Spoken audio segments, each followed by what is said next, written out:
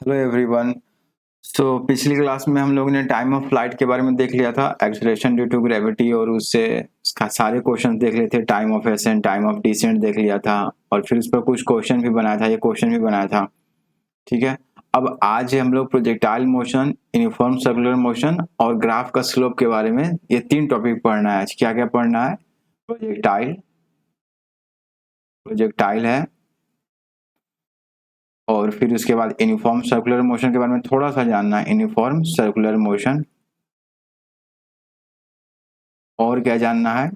Graph का slope के बारे में, स्लोप क्या होता है ग्राफ का, ताकि अगले क्लास में जब ग्राफ पढ़ाया जाएगा, S T graph, we T graph, A T graph, और उसके डिफरेंट प्रॉपर्टीज बताए जाएंगे। एरिया अंडर द ग्राफ क्या उसमें देता है, क्योंकि इस पर बहुत सारे क्वेश्चंस हैं, तो इसलिए आज ग्राफ का इंट्रोडक्शन करना जरूरी है। तो चलो, लेकिन उससे पहले क्वेश्चन, आपको पता ही है मैं हमेशा क्वेश्चन से ही शुरू करता हूँ। बहुत लोग को शायद इससे दिक्कत भी होता होगा, लेकिन क्या करें, क्वेश्चन तो करना पड़ेगा ना। ये क्वेश्चन आप ही के ये क्या बोलते हैं, ये बुक का है, तो जो भी मैं क्वेश्चन उठा रहा हूँ ना, ये लेवल 1 का क्वेश्चन है। ट्रू और false, when two balls of different masses are thrown vertically upward, different masses are thrown vertically upward with same initial speed, the heavier body rises to greater height than the lighter body। क्या है, सही है? ये जो statement है ये सही है गलत है? तो दो बॉडी है, एक एक छोटा और एक बड़ा मास का।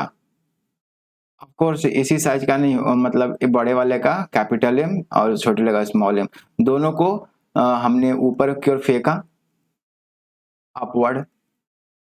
तो कह रहा है कि सेम इनिशियल क्या है, सेम इनिशियल स्पीड है, इसका भी स्पीड यू है इनिशियल, और इसका भी इनिशियल स्पीड क्या है, यू है। तो क्या कह रहा है क्वेश्चन कि ये जो हैवियर मास है, कौन, ये वाला ऑब्जेक्ट हैवियर मास, जिसका मास क्या है, कैपिटल एम है, ये ज्यादा ऊंचाई तक जाएगा। यानी इसका हाइट अगर h1 है और इसका हाइट, मैक्सिमम हाइट h2 है। पता है ना मैक्सिमम हाइट क्या होता है? जहां पर जाके बॉडी का वेलोसिटी 0 हो जाता है, उसके बाद वो नीचे की ओर आना स्टार्ट करती है, डाउनवर्ड मोशन होने लगता है।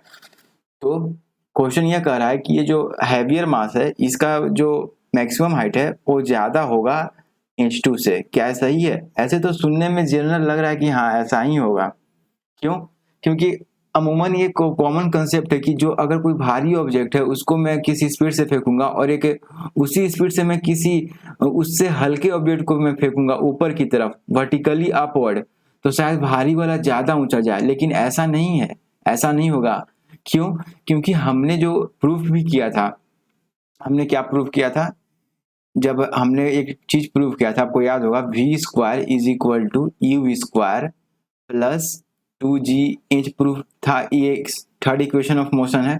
तो मैक्सिमम हाइट पे v तो 0 हो जाएगा, इसका मतलब 0 का स्क्वायर तो 0 ही देगा, और यू स्क्वायर, और सिंस ऊपर की ओर बॉडी जा रही है लेकिन एक्सेलरेशन तो नीचे है ना, ग्राउंड है, ये नीचे क्या है, ग्राउंड है, नीचे यहाँ पर ग्राउंड है, तो एक्सेलरेशन तो नीचे की ओर है। तो अगर वेलोसिटी को मैंने क्या ले लिया है, पॉजिटिव ले लिया है, तो एक्सेलरेशन क्या हो जाएगा हमारा, नेगेटिव, यानी -g हो जाएगा। बहुत लोग को यही समझ में नहीं आता है कि कभी कभी +g हो जाता है, कभी कभी -g हो जाता है। आपको जो मन है वो आप रखना। अगर आप वेलोसिटी को नेगेटिव रखना चाहते हो तो आप एक्सेलरेशन +g लिख लेना। लेकिन अगर मैं यहाँ वेलोसिटी को पॉजिटिव लेकर चलता हूँ, क्यों? क्योंकि वेक्टर क्वांटिटी है ना, वेलोसिटी एक वेक्टर क्वांटिटी है, एक्सेलरेशन भी वेक्टर क्वांटिटी है, तो इसलिए डायरेक्शन क्या होता है, बहुत जरूरी हो जाता है इनका। तो जब बॉडी ऊपर की ओर जा रही है तो वेलोसिटी तो ऊपर की ओर है, लेकिन एक्सेलरेशन तो हमेशा नीचे लग रहा है ना, ऐसा थोड़ी है, इसलिए तो बॉडी रुक जाती है, तो एक्सेलरेशन नीचे लग रहा है। तो मैंने ऊपर को मान लिया पॉजिटिव, तो यू स्क्वायर, तो यहाँ पर +2gh की जगह -2gh हो जाएगा, और यही तो एच मैक्सिमम है। तो यहाँ से एच मैक्सिमम कितना आ गया, ये पिछले क्लास में भी एच मैक्सिमम इक्वल टू क्या हो जाएगा, यू स्क्वायर अपॉन 2g। कहीं भी इस फॉर्मूले में मास आ रहा है क्या, इस फॉर्मूले में, यानी मैक्सिमम हाइट है, दोनों का मैक्सिमम हाइट क्या होगा, यू स्क्वायर अपॉन 2g, और सिंस दोनों का इनिशियल वेलोसिटी सेम दिया है तो दोनों तो you square upon 2g height तक ही जाएगा ना, जो मैक्सिमम हाइट होगी। कहीं भी इसमें मास आ रहा है क्या? इसका मतलब चाहे बॉडी भारी हो या हल्का हो, अगर सेम इनिशियल स्पीड से फेंका गया है तो दोनों सेम मैक्सिमम हाइट को अटेन करेंगे। जी तो दोनों के लिए कांस्टेंट ही है। अब ये नहीं कि एक पत्थर फेंक रहे हैं और एक रुई के अथी को, एक रुई के बनाए हुए छोटे से बॉल को फेंक रहे हैं, तब तो दिक्कत है। तब तो आप फिर आप कहोगे फिर मास तो एक रुई का तो हल्का है और पत्थर का तो थोड़ा भारी है, लेकिन पत्थर थोड़ा ज्यादा ऊंचा जा रहा है, रुई उतना ऊंचा नहीं जा रहा है, क्योंकि होता क्या है कि हमारे आसपास एयर है, और ये जो सभी इक्वेशन ऑफ मोशन है ये सभी मान के चलते हैं कि एयर रेजिस्टेंस को क्या करना है, नेग्लेक्ट करके चलना है। एयर रेजिस्टेंस को क्या करके चलना है, नेग्लेक्ट करके चलना है, क्योंकि अगर एयर नहीं रहता ना तो आप एक पत्थर को भी वर्टिकली अपवर्ड फेंकोगे या एक रुई के बने बॉल को भी अगर फेंकोगे तो दोनों सेम हाइट जाएगा, अगर दोनों का इनिशियल स्पीड क्या है, सेम है। तो इसीलिए हालांकि अगर आप दोनों अधिक को कर रहे हैं दोनों ये तो ये समझ में आ गया, तो हमारा आंसर क्या होगा कि ये जो स्टेटमेंट है ये फॉल्स है। क्यों? क्योंकि क्वेश्चन में ये कह रहा था कि heavier body rises to greater height, जो कि गलत है। हैवियर बॉडी और lighter body both rises to same height. तो ये चीज इंपॉर्टेंट था बहुत ज्यादा क्लास 9 में। तो मतलब तो उस जिस समय फार्मूला को हमने डिराइव किया था उसी समय, जैसे आप देख सकते हो फार्मूला को हमने डिराइव भी करवाया था, आप जाके कल वाली क्लास को देख लेना, तो फार्मूला को हमने इसको डिराइव भी करवाया था। तो ये चीज मैंने सोचा कि लेवल 1 क्यों इसको बना देता हूं इसमें। ठीक है, तो अब आते हैं, अब हम लोग आते हैं प्रोजेक्टाइल पे। प्रोजेक्टाइल बेसिकली इसका हिंदी क्या होता है ये तो आप खुद देख लेना डिक्शनरी में इसका हिंदी क्या होता है, बट जो भी होता होगा प्रोजेक्टाइल, बहुत समय से हम 1D मोशन देख रहे थे। प्रोजेक्टाइल क्या था, अब क्या है, ये 2D मोशन है, यानी 2 डायमेंशन में मोशन है। पहले क्या था, हमेशा स्ट्रेट लाइन में होता था मोशन, और आप हमेशा इक्वेशन ऑफ मोशन लगा लगा कर आप जो चीज पूछा जाता था, इनिशियल, फाइनल, एक्सेलरेशन, डिस्प्लेसमेंट, जो भी पूछा जाता था आप उसको बनाते जाते थे। लेकिन प्रोजेक्टाइल में थोड़ा अलग हो गया, अब 2D मोशन हो गया, तो क्या वो इक्वेशन ऑफ मोशन लगेंगे डायरेक्टली? नहीं लगेंगे, उनके लिए हमें कुछ दूसरी तरीके से काम करना होगा। चलो पहले एक थोड़ा सा कंसेप्ट समझते हैं कि प्रोजेक्टाइल बेसिकली है क्या। मान लो एक बॉल है, ये ग्राउंड से आपने किसी यू स्पीड से ऊपर की ओर फेंका, ओके, मान लो ये मैक्सिमम हाइट पर रीच करके दोबारा ये नीचे आ गया। और एक और बॉल है जिसको कि मैंने हॉरिजेंटली यू वेलोसिटी दिया, तो ये भी कुछ देर बाद यहाँ के मान लो रुक जाएगा। क्यों? क्योंकि सरफेस पर क्या है, फ्रिक्शन है। सरफेस पर क्या है, फ्रिक्शन है, तो ये भी कुछ देर बाद रुक जाएगा। लेकिन अगर ध्यान देंगे हम लोग, क्या हम लोग ध्यान देंगे तो दोनों जो बॉडी है वो दोनों रेक्टिलिनियर मोशन है। ये भी रेक्टिलिनियर मोशन यानी 1D मोशन में एक सेम लाइन में मोशन कर रही है, एक सेम लाइन में। ऐसा थोड़ी है कि ये बॉल अगर जब भी हम ऊपर फेंकते हैं तो ऐसे ऐसे जाती है, ऐसे ऐसे जाती है क्या बॉल, या फिर ऐसे जाती है, ऐसे भी नहीं जाती है और ना ही ऐसे जाती है, ये बॉल सीधे जाती है। और ये भी आपने जब इस ग्राउंड में था तो आपने इसके हॉरिजॉन्टल, तो यहाँ पर वर्टिकल, इसका अपना वर्टिकली 1D मोशन है, वर्टिकली 1D मोशन है, और यहाँ पर हॉरिजेंटली है। ये चीज समझ में आता है ना, हॉरिजेंटली अलोंग द ग्राउंड को क्या कहते हैं, हॉरिजेंटली। हॉरिजेंटली क्या है, 1D मोशन है इसमें भी। लेकिन जैसा कि हम सबको जानते हैं कि हम लोग को थोड़ा अचार मसाला लगाना थोड़ा बहुत मजा आता है हम लोग को, तो हम क्या करते हैं कि ये जो कंडीशन है ये कंडीशन नंबर 1 है और ये कंडीशन नंबर 2 है, क्या इन दोनों को मिक्स करके कोई दूसरा कंडीशन बन सकता है, कोई नया मसाला बन सकता है यहाँ पर जो कंडीशन 3 हो? बिल्कुल बन सकता है, इसी को प्रोजेक्टाइल कहते हैं। पहले तो केवल एक एक्सिस में चल रही थी, या तो वर्टिकल में चल रहा था या हॉरिजॉन्टल में चल रहा था। अब क्या होगा, दोनों एक्सिस में चलेंगी, एक साथ चलेंगी। और वो कैसे चलेंगी अभी हम दिखाते हैं इसमें।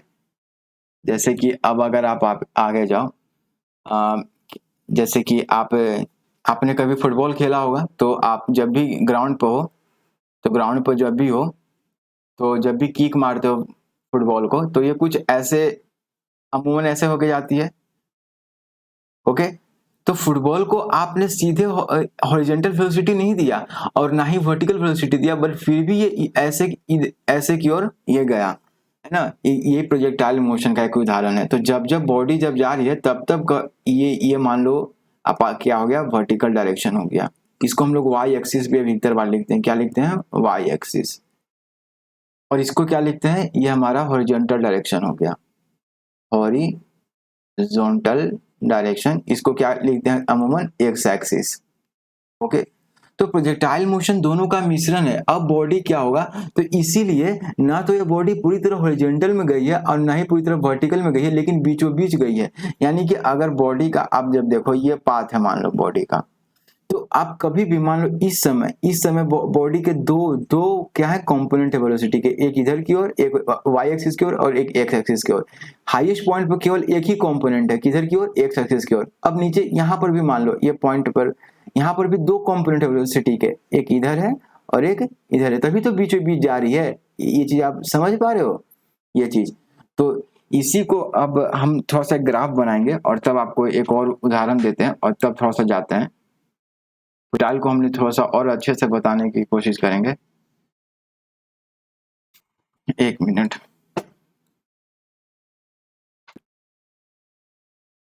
यहाँ पर अगर आप इसको कुछ ग्राफ से अगर देखेंगे हम लोग तो यहाँ से आपको पता चलेगा।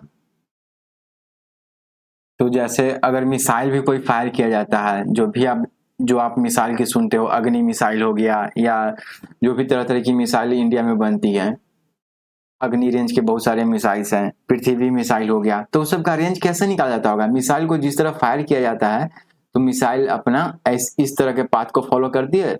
इसी पाथ को क्या कहते हैं, पाराबोलिक पाथ। ना तो बॉडी पूरी तरह एक्स में जा रही है ना ही पूरी तरह वाई में जा रही है, बॉडी हर समय एक्स में भी चल रही है और वाई में भी चल रही है। हर समय, हर क्षण, हर मोमेंट एक्स में भी ट्रेवल कर रही है और वाई में भी ट्रेवल कर रही है। तो अगर किसी मिसाइल का मुझे रेंज जानना है, आप पढ़ते हो ना कि इस मिसाइल की रेंज 1000 किलोमीटर से लेके 1000 किलोमीटर से लेके 1500 किलोमीटर तक है, तो ये सब कैसे तय हो पाता है और कितना एंगल रखेंगे, ये जो एंगल है ये ग्राउंड से कितना एंगल बनेगा तो मैक्सिमम रेंज होगा, ये सब चीजें हमें समझना होगा। तो कहाँ से वो लोग जानते हैं रेंज के बारे में, कैसे कैलकुलेट होता है रेंज, तो बहुत ही सिंपल है। आगे हम लोग रेंज के बारे में देखेंगे, लेकिन उससे पहले एक एग्जांपल देखते हैं कि मान लो एक टावर है, ओके, और इस टावर से मान लो किसी पार्टिकल को फेंका गया, तो ये कुछ ऐसा होगा, इस बात को फॉलो करेगा, इस बात को फॉलो करेगा ये, तो इस बात को ये फॉलो करेगा। हमने इनिशियल कुछ स्पीड दिया इसको, तो नीचे की ओर तो एक्सेलरेशन लग रहा है कितना, प्लस जी एक्सेलरेशन लग रहा है नीचे की ओर वर्टिकल, लेकिन हॉरिजॉन्टल कोई एक्सेलरेशन है, हॉरिजॉन्टल कोई एक्सेलरेशन नहीं है। तो हॉरिजॉन्टल में कोई एक्सेलरेशन नहीं है, हॉरिजॉन्टल एक्सेलरेशन क्या है, 0 है। लेकिन वर्टिकल एक्सेलरेशन कितना है इस पार्टिकल का, वर्टिकल एक्सेलरेशन कितना है, प्लस जी है। ओके, बहुत बढ़िया, वर्टिकल एक्सेलरेशन क्या है, प्लस जी है। इस पार्टिकल का वर्टिकल एक्सेलरेशन कितना है, प्लस जी है। मान लो इनिशियल स्पीड कितना है, इनिशियल स्पीड हमने यू दे दिया इसको, तो इनिशियल स्पीड कितना हो जाएगा, इनिशियल स्पीड कितना हो जाएगा, यू हो जाएगा। लेकिन किधर की ओर, इनिशियल स्पीड एलोंग हॉरिजॉन्टल। अब बार बार आपको तोड़ के लिखना पड़ेगा, along horizontal direction, along horizontal direction, along horizontal. लेकिन वही इनिशियल स्पीड एलोंग वर्टिकल कितना है, 0 है, क्योंकि हमने इस पत्थर को जब फेंका, इस पार्टिकल को जब फेंका हमने, तो केवल इधर की ओर फेंका हमने, केवल हॉरिजॉन्टल स्पीड दिया यू, इधर की ओर कोई स्पीड है ही नहीं, इधर की ओर इनिशियली केवल इधर की ओर स्पीड दिया, तो इनिशियल स्पीड एलोंग वर्टिकल कितना हो गया, 0 हो गया। बस ये सवाल यही बन जाएगा। तो आप अब इससे ये निकाल सकते हो कि इसका रेंज कितना होगा। रेंज क्या होता है, मैक्सिमम डिस्प्लेसमेंट। रेंज क्या होता है, किसी भी maximum distance covered by A projectile under maximum distance covered by projectile along the horizontal को रेंज कहते हैं।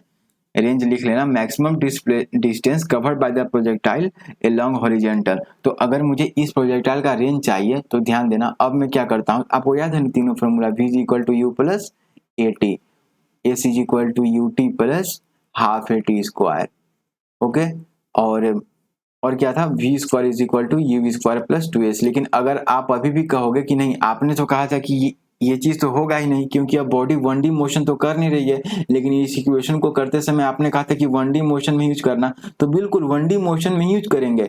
एक बार इसे हम हॉरिजॉन्टल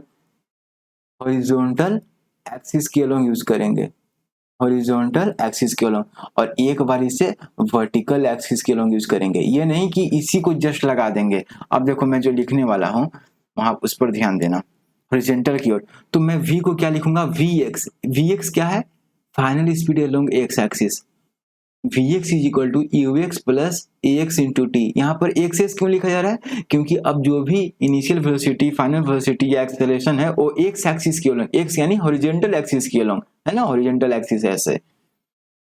और s is equal to t plus s x is equal to u x into T.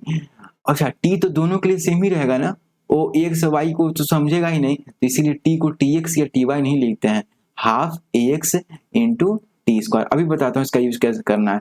और ये v x square is equal to u x square plus 2x into s x. ठीक है, ये हो गया एक्स एक्सिस, हॉरिजॉन्टल एक्सिस को तुमको लगाना। और वर्टिकल के लोग क्या लगाओगे? V y is equal to u y plus a y into t. देख रहे हो v is equal to u plus a t ही है, लेकिन अब v किसके लोग? y के लोग। u किसके लोग? y एक्सिस यानी वर्टिकल के लोग। वर्टिकल किधर? या तो ऊपर या नीचे, इस तरह के अपवर्ड डाउन है ना। हॉरिजॉन्टल क्या होता है? लेफ्ट राइट के लोग। और वर्टिकल क्या होता है? अपवर्ड और या डाउनवर्ड के लोग। ये तो पहला। और s y is equal to क्या लिख देंगे? U y into t plus half a y into t square. और v v v y square is equal to u y square plus 2ay s y, ये चीज। अब देख रहे हो? अच्छा, अब क्या नहीं लगा सकते हैं क्या? क्योंकि अब जब एक्स एक्सिस की ओर मैं केवल ये लगाने वाला हूं, तो एक्स एक्सिस में केवल 1D मोशन ही हो रहा है इस बॉडी का, और वाई एक्सिस के ओर अगर लगाऊंगा तो उसके अलोंग भी 1D मोशन ही करेगा। अब मैंने तोड़ दिया, वेक्टर है ना, तो उसके मैंने दो कंपोनेंट तोड़ दिया है, तो इसीलिए अब हम उसे इस यूज क्या कर सकते हैं? बिल्कुल कर सकते हैं। इस तरह से अब हम इसको यूज कर सकते हैं। ठीक है, तो इस तरह से हम लोग यूज कर सकते हैं। तो आपके एक्सरसाइज में ये क्वेश्चन भी है, एक मिनट, एक्सरसाइज में क्वेश्चन भी है, इधर गया, हाँ, आपके एक्सरसाइज में क्वेश्चन भी है कि अगर एक प्रोजेक्टाइल है, प्रोजेक्टाइल है, ठीक है, प्रोजेक्टाइल के और बहुत सारे एग्जांपल आप खोज सकते हो।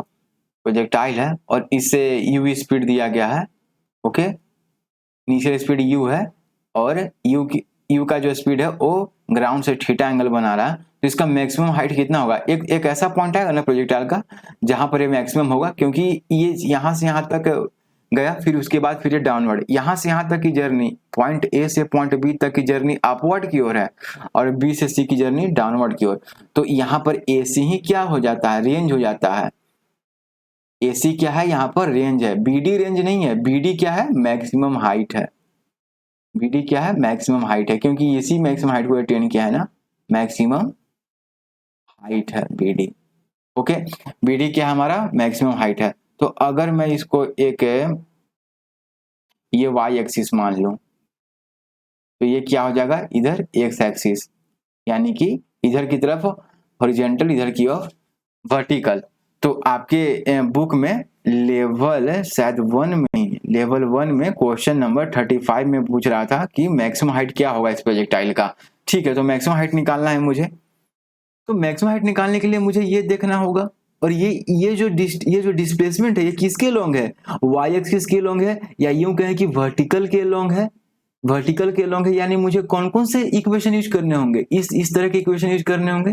इधर गया v y square is equal to u square plus 2, ये वाला इक्वेशन जो हम देख रहे हैं अभी ऊपर की ओर, मुझे उस तरह के इक्वेशन यूज करने होंगे। ये v y is equal to u y, ये वाला इक्वेशन यूज करना है। ये तीनों में से कोई यूज करना होगा, यही बात है ना, क्योंकि मुझे क्या निकालना है?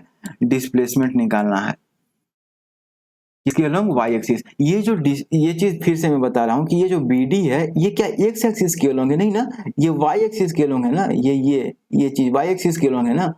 एक्स एक्सिस के अलोंग तो केवल रेंज है। रेंज क्या है? हमेशा एक्स एक्सिस को देखना, और मैक्सिमम हाइट के लिए वाई एक्सिस की ओर देखना, यानी कि मैक्सिमम हाइट के लिए वर्टिकल को देखना और रेंज के लिए हॉरिजॉन्टल को देखना। चलो, अब बहुत बात हुआ, अब इसको सीधे हम लोग करते हैं।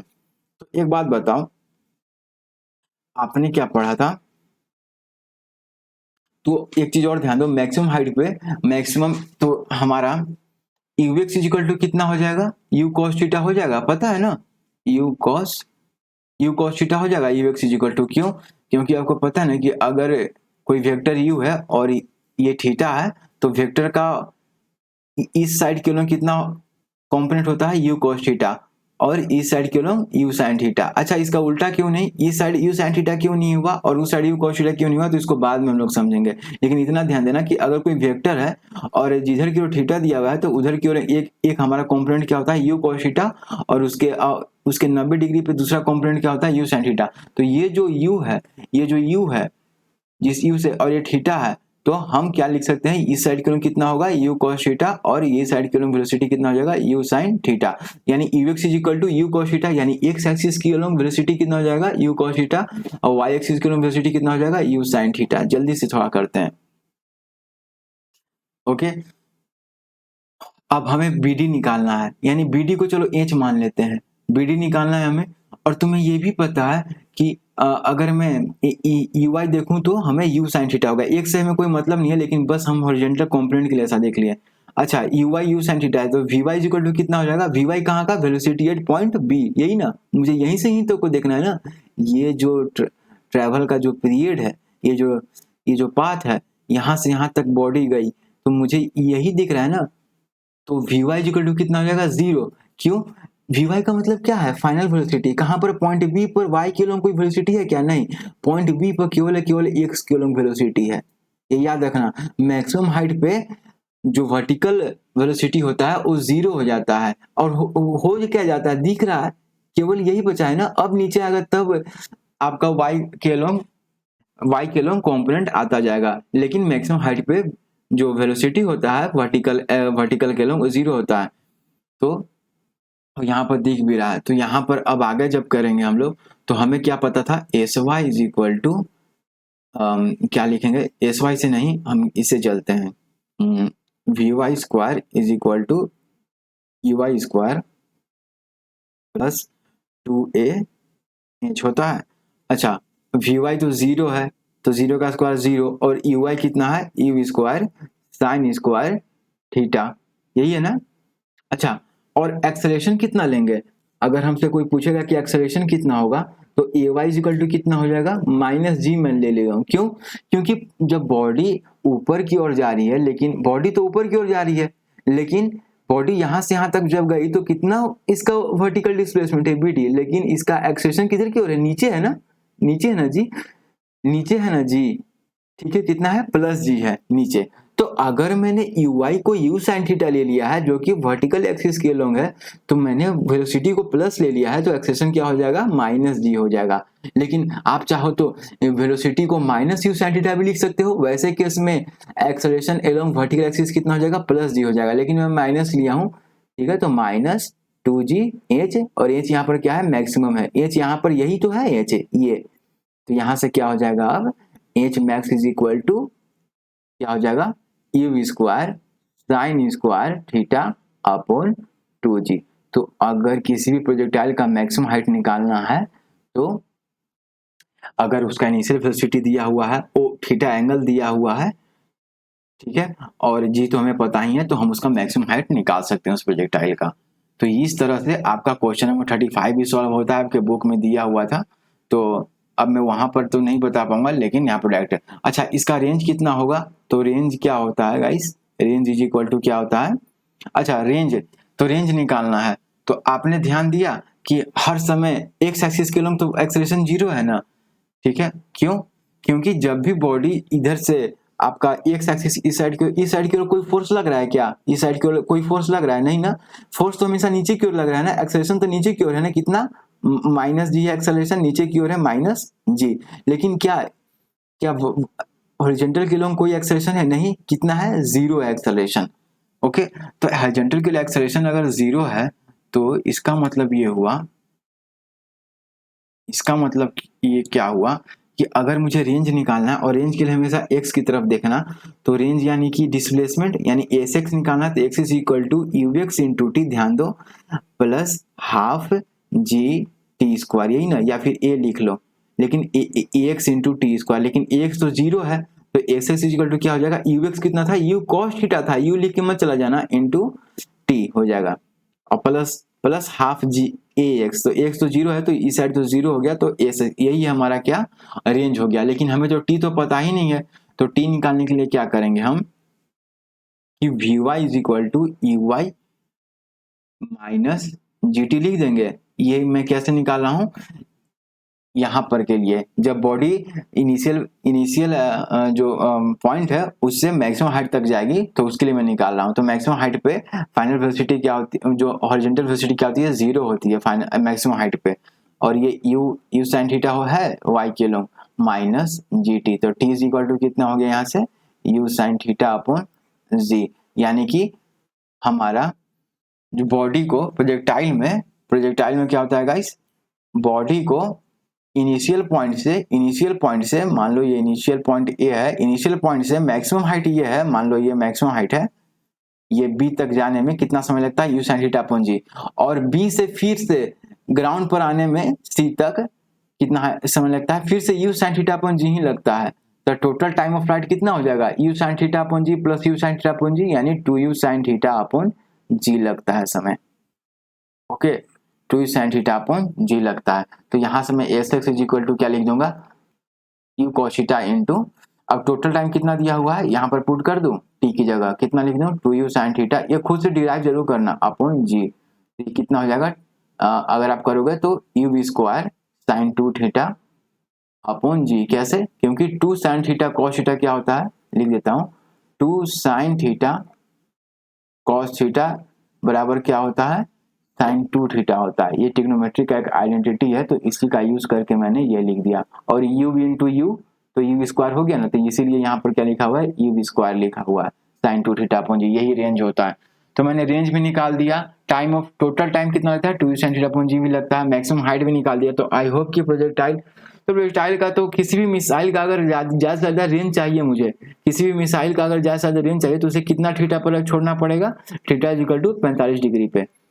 प्रोजेक्टाइल में 45 डिग्री पे अगर किसी बॉडी को आप प्रोजेक्ट करते हो तो उसका रेंज मैक्सिमम होता है, आप करके भी देख लो। 45 डिग्री रखोगे तो इसका रेंज मैक्सिमम, क्यों, क्योंकि साइन 90 डिग्री का वैल्यू कितना होता है, 1 होता है। तो यहाँ पर साइन 90 कब आ जाएगा, जब थीटा 45 रखोगे तो 45 दूनी 90 तो 1 आ जाएगा, और साइन थीटा का मैक्सिमम वैल्यू 1 ही होता है। तो जब मैक्सिमम हो जाएगा तो मैक्सिमम रेंज कितना होता है किसी भी बॉडी का, maximum range E square upon जी होता है। मैक्सिमम रेंज याद रखना ई स्क्वायर अपॉन जी होता है। तो यहाँ पर काफी सारी बातें की, पता नहीं आप लोगों को यहाँ से एक बार मैं क्लिक कर देता हूँ, यहाँ पर कहाँ गया, पता नहीं यार स्लो काम कर रहा है शायद, ये चीज स्लो काम कर रहा है। तो यहाँ पर आपको क्या हो गया, यहाँ पर मैक्सिमम हाइट निकल गया, याद रखना है सबको। ओके, यहाँ पर आपका क्या हो जाएगा, ये मैक्सिमम हाइट निकल गया, और यहाँ पर आपका क्या हो गया, रेंज निकल गया। और मैक्सिमम रेंज कितना होता है, ई वी स्क्वायर अपॉन जी होता है, इसको लिख लेना। और टोटल टाइम ऑफ फ्लाइट कितना हो गया, total time of flight 2u sine theta upon g हो गया, टोटल टाइम ऑफ फ्लाइट। अच्छा, ये सब तो तब फॉर्मूला निकला ना जब मैंने क्या किया, ये सब तो तब निकला ना जब मैंने प्रोजेक्टाइल को मैंने माना कि ये यू से फेंका गया है और ग्राउंड से ये थीटा एंगल बना रहा है। लेकिन अगर क्वेश्चन में ऐसा ना देके ऐसा दिया हो, ऐसा ना देके ये ऐसा दिया हो और थीटा को यही मान लिया गया है, ये थीटा मान लिया गया है और यू से फेंका गया है, तो देख रहे हो ये वर्टिकल से थीटा है और ये ग्राउंड से थीटा है, तो ऐसे में फिर धोखा मत खा जाना। अब क्या होगा, अब इधर की ओर कितना हो जाएगा, यू साइन थीटा हो जाएगा, और इधर की ओर कितना हो जाएगा, यू कॉस थीटा हो जाएगा।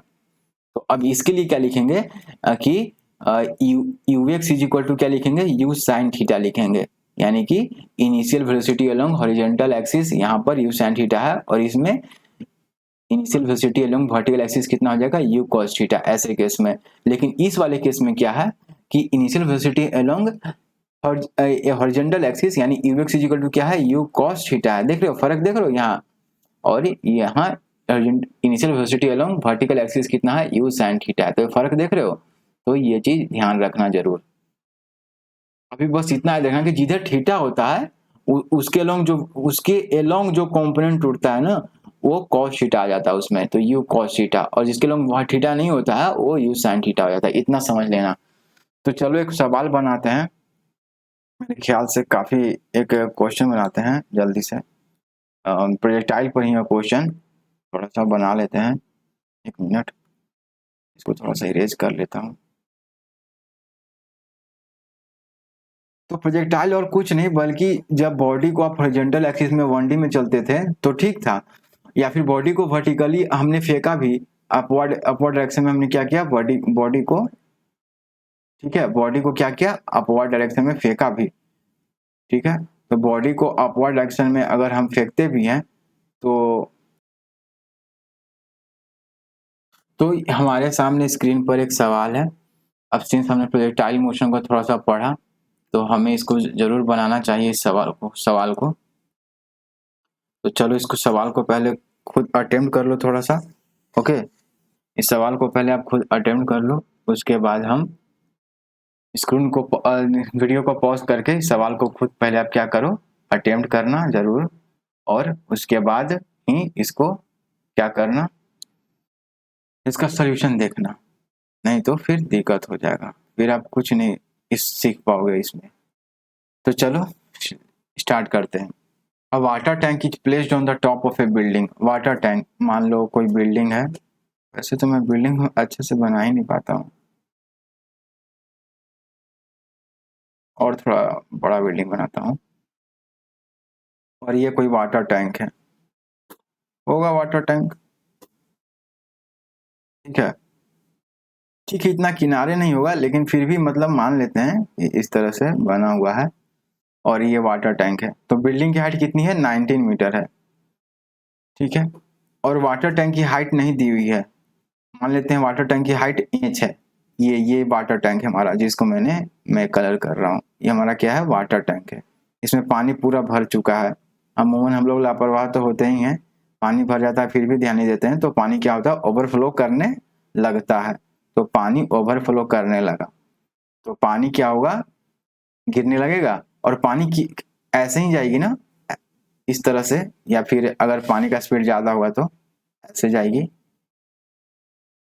ऐसे जाएगी ना, यही मोशन होगा ना पानी का। ऐसा थोड़ी होगा कि पानी एकदम धीरे ऐसे नीचे नीचे आ जाएगी, ऐसे नहीं आएगी, पानी के अंदर कुछ फोर्स तो है ना, तो ये क्या हो जाएगा, ये प्रोजेक्टाइल मोशन हो जाएगा। ये देख रहे हो प्रोजेक्टाइल है यहाँ पर, ये पैराबोलिक पाथ इसको बोलते हैं, क्या बोलते हैं, पैराबोलिक पाथ। पैराबोलिक पाथ यानी कि ये वाटर जो है, वाटर के जो पार्टिकल्स हैं वो पैराबोलिक पाथ कवर कर रहे हैं, पैराबोलिक पाथ पे चल रहे हैं। तो प्रोजेक्टाइल हो गया, और कह रहा है कि यहाँ का जो पानी है, जो भी वाटर है, ये 2 सेकंड में जमीन पर पहुंच जा रहे हैं, 2 सेकंड में जमीन पर पहुंच जा रहे हैं, ठीक है। तो इसका मतलब ये हुआ कि टाइम तो 2 सेकंड ठीक है, टाइम क्या है, 2 सेकंड्स है। और बिल्डिंग की हाइट भी हमें हमें पूरी तरह से, बिल्डिंग की हाइट क्या है, तो हमें पूरी बिल्डिंग की हाइट 19 है, लेकिन उसके ऊपर वाटर टैंक रखा हुआ है, और वाटर टैंक की भी तो अपनी हाइट होगी। तो एक काम करते हैं हम, टोटल हाइट कितना हो गया, वाटर टैंक प्लस बिल्डिंग का हाइट, टोटल हाइट कितना हो गया, 19 मीटर प्लस इंच, यही ना टोटल हाइट हो गया। यानी कि ये जो वाटर है, इसके लिए टोटल डिस्प्लेसमेंट कितना हो गया, इतना ही हो गया ना, यही ना एस हुआ। अगर टोटल, ये मैं टोटल की बात करूं, ये वाई एक्सिस मान लूं, तो टोटल डिस्प्लेसमेंट कितना हो गया, 19 प्लस एच।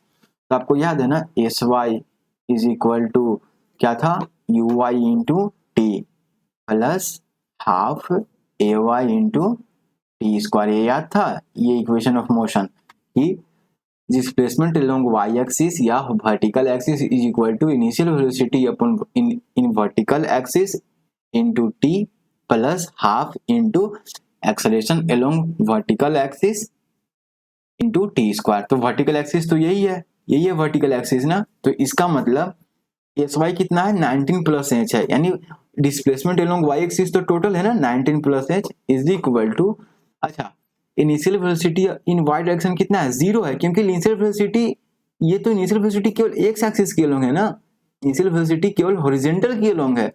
ऐसे केस में जब भी आएगा ना, तो इनिशियल वेलोसिटी हमेशा केवल हॉरिजॉन्टल के केस में होता है। ऐसे केस में हमेशा यू वाई का वैल्यू कितना हो जाता है, 0, क्योंकि वाई की तरफ कोई वेलोसिटी नहीं है, कहीं है क्या वेलोसिटी, नीचे की ओर कोई वेलोसिटी है क्या, इनिशियल नहीं है ना, वो तो बाद में गए तब ना एक्सेलरेशन के चलते कुछ वेलोसिटी आने लगा, लेकिन इनिशियल वेलोसिटी 0 है। तो क्या लिखेंगे, 0 इंटू टी, हम यहीं से लिख रहे हैं, इसको यहीं से लिख रहे हैं, प्लस अच्छा plus half into acceleration along y axis कितना है, एक्सेलरेशन वाई एक्सिस यानी वर्टिकल एक्सिस, तो वर्टिकल एक्सिस एलोंग एक्सेलरेशन कितना है प्लस जी है। क्यों? क्योंकि जिधर की ओर जा रही है बॉडी उधर ही नीचे ही तो एक्सेलरेशन है, और बॉडी भी नीचे की ओर जा रही है, तो प्लस जी लिख दें, तो प्लस जी इंटू टी स्क्वायर। टी तो दिया हुआ है 2 सेकंड, दिया हुआ है ना कि इस पानी को यहाँ से यहाँ तक पहुंचने में 2 सेकंड लगते हैं, तो 2 का स्क्वायर 4 हो जाएगा। तो यहाँ से क्या आ जाएगा 19 plus H is equal to, और जी का वैल्यू 10 लेना है, ठीक है, और तो 2 दूनी 4, और जी का वैल्यू 10 लेंगे तो 10 दूनी 20 हो जाएगा। तो यहाँ से इंच इज इक्वल टू कितना हो जाएगा 1 मीटर, यानी कि उस वाटर टैंक की ऊंचाई कितनी है, उस वाटर टैंक की हाइट कितनी है 1 मीटर, यानी कि इस बिल्डिंग के ऊपर जो टंकी रखा हुआ है इसका अपना हाइट 1 मीटर है। तो बिल्डिंग प्लस टंकी की हाइट टोटल कितनी होगी 20 मीटर। लेकिन आंसर में हमें क्या पूछ रहा है, find the height of the tank, तो टैंक का हाइट तो केवल 1 मीटर है, तो ये हमारा आंसर हो जाएगा। और बाय द वे ये क्वेश्चन आपके बुक का है, ये क्वेश्चन आपके बुक का है, क्वेश्चन नंबर 32 शॉर्ट आंसर। आप कहते हो ना कि टेस्ट योर कंसेप्ट भी बताइएगा, तो ये शॉर्ट आंसर टाइप क्वेश्चन का क्वेश्चन नंबर 32 है, तो इसको मैंने यहीं पर बता दिया। तो टैंक की हाइट कितनी आ गई 1 मीटर। तो ये समझ रहे हो इसको मैंने कैसे लगाया, बहुत ध्यान से मैंने क्या किया कि जो इनिशियल वेलोसिटी है, जो डिस्प्लेसमेंट है, जो एक्सेलरेशन है, उसको मैंने वर्टिकल एक्सिस में देखा कि वर्टिकल एक्सिस में क्या क्या हो रहा है। वर्टिकल एक्सिस में इनिशियल वेलोसिटी 0 है, वर्टिकल एक्सिस में एक्सेलरेशन जी है, लेकिन वही अगर कोई तुमसे पूछता कि हॉरिजॉन्टल एक्सिस के लिए एक्सेलरेशन कितना है यानी एक्स कितना है, तो ये 0 है, क्योंकि एक्स की तरफ कोई एक्सेलरेशन है क्या, एक्स की तरफ कोई फोर्स लग रहा है क्या, नहीं ना। एक्स की तरफ कहीं भी ये पार्टिकल नीचे की ओर जा रही है तो एक्स इधर की ओर हो गया, कहीं भी फोर्स है क्या, नहीं, फोर्स केवल नीचे की ओर है, नीचे की ओर प्लस जी लग रहा है हमेशा है? कभी भी पार्टिकल अगर जा रही है तो इधर की ओर कोई एक्सेलरेशन नहीं है, 0 एक्सेलरेशन है, किधर की ओर हॉरिजॉन्टल एक्सिस की ओर।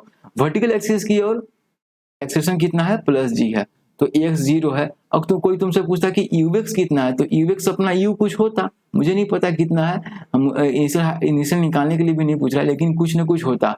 लेकिन initial velocity along vertical axis कितना है 0 है, ये समझ पा रहे हो, वर्टिकल एक्सिस नीचे की ओर अपवर्ड या डाउनवर्ड, और हॉरिजॉन्टल लेफ्ट या राइट, ये चीज हमें हम ऐसे तो नहीं लगा सकते थे ये फार्मूला इक्वेशन ऑफ मोशन, लेकिन जब मैंने वेलोसिटी को और डिस्प्लेसमेंट भी वेक्टर क्वांटिटी है, और एक्सेलरेशन भी वेक्टर क्वांटिटी है, और वेलोसिटी भी वेक्टर क्वांटिटी है, तो इन दोनों का दो कंपोनेंट तोड़ दिया हॉरिजॉन्टल एक्सिस के अलोंग वर्टिकल एक्सिस के अलोंग, तब मैं अलग अलग को इन इक्वेशन ऑफ मोशन लगा सकता हूँ। तब मैं एक्स में इक्वेशन ऑफ मोशन लगा सकता हूँ, वाई में भी इक्वेशन ऑफ मोशन लगा सकता हूँ, हॉरिजॉन्टल के लिए इक्वेशन मोशन लगा सकता हूँ, और वर्टिकल के अलोंग इक्वेशन ऑफ मोशन में क्या कर सकता हूँ, लगा सकता हूँ। ये चीज बात समझ में आ रही है। इसका आंसर 1 मीटर होगा, इसको आप फिर से देख लेना। तो ये चीज हो गया। अच्छा एक चीज और, किधर गया, 1 मिनट, बना ले क्या? नहीं, एक चीज और, अब मैंने अभी क्या क्या करा, शॉर्ट आंसर टाइप क्वेश्चन में क्वेश्चन नंबर 32 करा दिया, ठीक है, शॉर्ट आंसर, 1 मिनट, इसमें रैम लगता है बहुत ज्यादा हो गया है क्या,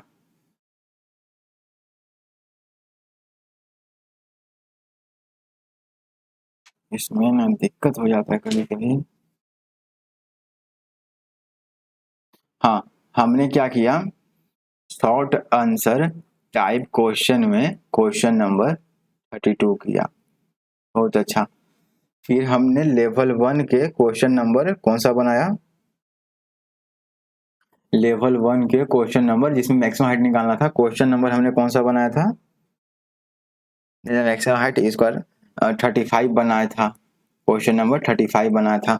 अब मैं आपको एक होमवर्क देना चाहता हूँ, क्वेश्चन नंबर आप कौन सा बनाना,